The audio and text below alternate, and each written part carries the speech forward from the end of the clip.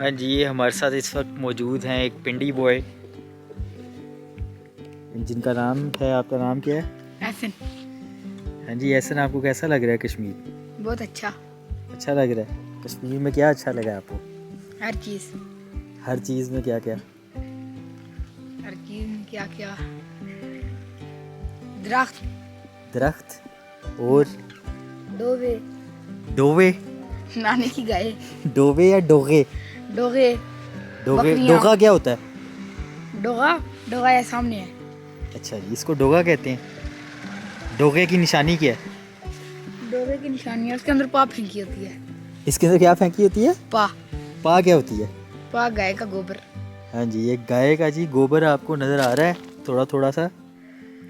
तो डोगे की निशानी ये है, एहसन हमें ये बता रहे हैं कि डोगे की निशानी ये है कि छोटा छोटी जगह पे थोड़ा थोड़ा करके ना ये गोबर फेंका होता है। तो ये गोबर क्यों फेंका होता है डोगे पे? ताकि ज़मीन जरखेज़ हो। ताकि ज़मीन जरखेज़ हो। बिल्कुल सही जवाब। तो ये देखें जी, ये आपको डोगे पे थोड़ी थोड़ा गाय का गोबर पैचेस में आपको नज़र आ रहा होगा, जो डोगे में फेंका हुआ है ज़मीन को जरखेज़ करने के लिए। कश्मीर में क्योंकि मैंने बात की कि कोई बड़ी एग्रीकल्चर के लिए बड़ी लैंड अवेलेबल नहीं है, तो छोटे छोटे पैचेस में स्लॉप की शक्ल में आपको घर की साइड के ऊपर थोड़े थोड़े पैचेस मिलेंगे, जहाँ पे आप छोटी मोटी फसल लगा सकते हैं, आप कोई सब्ज़ी लगा सकते हैं। It's more like a kitchen gardening. तो आज जो हम बात कर रहे थे वो जो डोगे के अंदर ये जो, क्या आपने वर्ड इस्तेमाल किया था, क्या फेंकी होती है? पा। पा फेंकी होती है। ये छोटी छोटे ये जो गोबर के आपको पैचेस नज़र आ रहे हैं, पा फेंकी हुई है। इसको डायरेक्टली भी यूज़ किया जा सकता है, जिस तरह के अभी आप देख रहे हैं कि ये थोड़े थोड़े पैचेस की शक्ल में ये ज़मीन में गोबर है। इसका पर्पज़ ये है कि ये ज़मीन में इसमें नाइट्रोजन भी है, फास्फोरस भी है, पोटाशियम भी है, तो ज़मीन को ज़रखेज़ करने के पर्पज़ से इसको यहाँ पे इस्तेमाल किया जाता है। लेकिन यहाँ पे एक छोटी सी बात है कि ज़्यादा वाइज प्रैक्टिस क्या हो सकती है इसमें से मैक्सिमम आउटपुट निकालने के लिए। तो वो प्रैक्टिस उसको कहते हैं कि इस मैन्योर को या ये जो गोबर है इसको थोड़ा सा प्रोसेस करके कंपोस्टिंग की जाती है। कंपोस्टिंग का एक पूरे डिटेल तरीके पे हम बात करेंगे डिटेल में, जब हम कंपोस्टिंग खुद से प्रैक्टिकली कंपोस्टिंग करेंगे तो उस तरीके के ऊपर बात करेंगे। लेकिन अभी थोड़ी सी इस चीज़ के ऊपर हम गप लगा लेते हैं कि इस गोबर को हम एक जगह के ऊपर कंपाइल करेंगे, और इस गोबर में सिर्फ ये गोबर नहीं होगा बल्कि जो किचन के वेस्ट होते हैं, जिस तरह सब्ज़ी के छिलके वगैरह, प्याज वगैरह, कोई भी जो किचन का वेस्ट है, फलों के छिलके वगैरह, आप उसके साथ आप मिक्स करके उसको एक जगह पे इकट्ठा करके पाइल बना देते हैं, और उसमें फिर आप पानी लगाएंगे। पानी लगाने के बाद वो डेली की उसकी प्रोसेसिंग है, वो हीट जनरेट होगी उसके अंदर, और पूरा एक प्रोसेस होगा।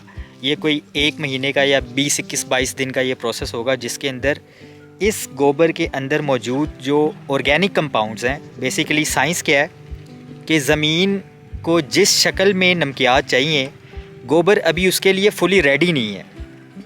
गोबर को कन्वर्जन की ज़रूरत है कि इसके अंदर जो ऑर्गेनिक कंपाउंड्स हैं उसको डिकम्पोज किया जाए, यानी कि जो पोटाशियम, फास्फोरस और नाइट्रोजन इसको चाहिए, उसकी कन्वर्जन बहुत ज़रूरी है।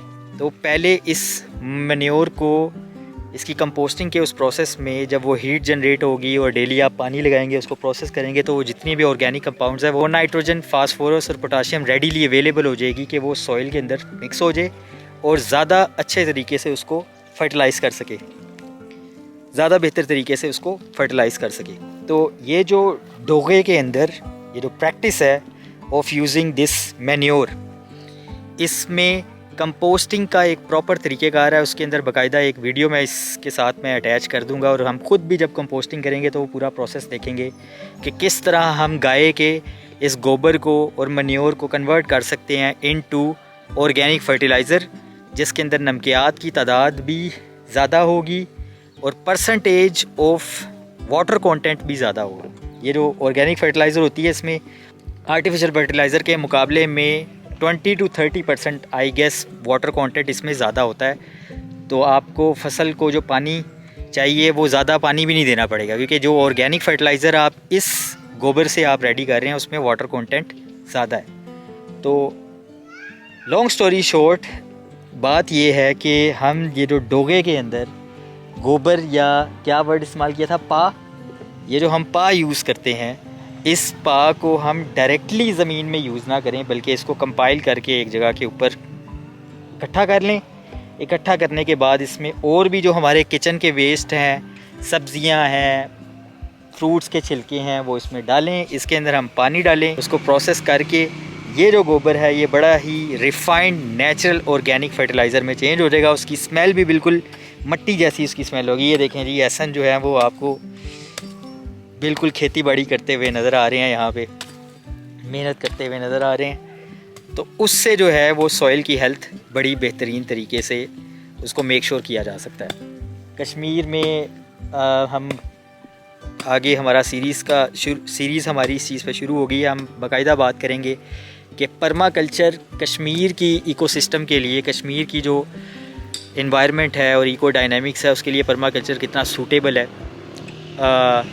या इंटीग्रेटेड फार्मिंग का वर्ड लोग यूज़ करते हैं कि इंटीग्रेटेड फार्मिंग किस तरह से है, या सर्कुलर फार्मिंग का नाम यूज़ करते हैं कि कोई भी आपका जो क्रॉप्स का वेस्ट है उसको आप वेस्ट नहीं करने जा रहे, बल्कि एक प्रोसेस से, अगर आप जिस तरह जानवरों का जो फजलात हैं, उनका जो मन्योर है, उसको भी आप वैल्यू एडिड प्रोडक्ट में चेंज कर रहे हैं, उसको फर्टिलाइज़र में चेंज कर रहे हैं, छिलकों को आप यूज़ कर रहे हैं। हर चीज़ की जो बाई प्रोडक्ट है, वेस्ट है, उसको आप एक सर्कल में यूज़ करके कोई भी चीज़ बाहर से यूज़ नहीं कर रहे हैं। No artificial fertiliser, no nothing, no pesticides, और पूरे ऑर्गेनिक तरीके से किस तरह से आप अपनी किचन गार्डनिंग कर सकते हैं, या इंटीग्रेटेड फार्मिंग कर सकते हैं, या पर्माकल्चर कर सकते हैं। Thank you very much.